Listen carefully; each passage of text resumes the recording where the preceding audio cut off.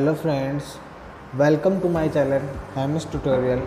आज हम स्पीच के बारे में पढ़ेंगे। स्पीच के बारे में या स्पीच लिखते समय सबसे पहले हमें ग्रीटिंग करना होता है, फिर हमें अपना खुद का शॉर्ट इंट्रोडक्शन देना होता है, फिर उसके बाद में जिस चीज़ पे आपको स्पीच दी जाती है उसके टाइटल के बारे में आपको लिखना होता है, यानी उसके बारे में आपको एक स्पीच लिखनी होती है पूरी, या टाइटल मान लो या उसके बारे में स्पीच मान लो। फिर उसके बाद में आपको एंडिंग पोर्शन लिखना होता है, आपको एंडिंग करना होता है स्पीच का। ये 4 पॉइंट आपको लिखने होते हैं कंप्लीट स्पीच में। सबसे पहले कौन सा होता है? ग्रीटिंग। फिर क्या होगा? Short introduction. शॉर्ट इंट्रोडक्शन किसका होगा? शॉर्ट इंट्रोडक्शन आपका होगा खुद का। फिर उसके बाद इंट्रोड्यूस द टाइटल। जिस चीज़ पे भी आपकी स्पीच दी जाए उसके बारे में आपको लिखना या उस टाइटल के बारे में इंट्रोड्यूस करना, एक ही बात है। फिर उसके बाद में चौथी बात होती है एंडिंग पोर्शन। फिर आप उसका एंडिंग पार्ट लिखेंगे। फिर हम देखते हैं हम कैसे लिखेंगे।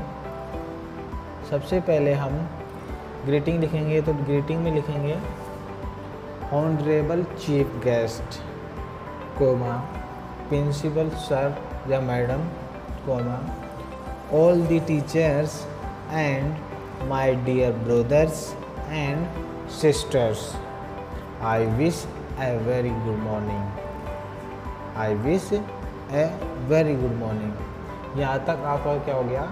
ग्रीटिंग। फिर उसके बाद में आपका अपना खुद का शॉर्ट इंट्रोडक्शन दोगे। फिर बाद में लिखेंगे आई एम। मैंने यहाँ पे नेम की जगह आपको अपना नेम लिखना होगा। फिर उसके बाद में लिखेंगे फ्रॉम क्लास। फिर आपको क्लास लिखनी है आपने।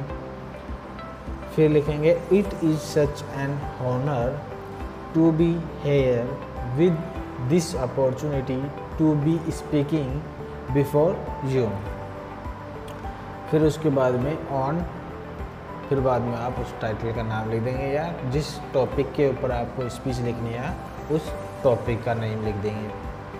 फिर उस टाइटल का नेम या टॉपिक का नेम लिखने के बाद में आपको एक आर्टिकल की तरह ही लिखना होता है। इसमें आप बीच में आर्टिकल लिख दें और ऊपर का और एंडिंग का पोर्शन अलग से जोड़ दें, तो ये कंप्लीट स्पीच हो जाता है। यदि कोई आर्टिकल लिखते हो, आर्टिकल के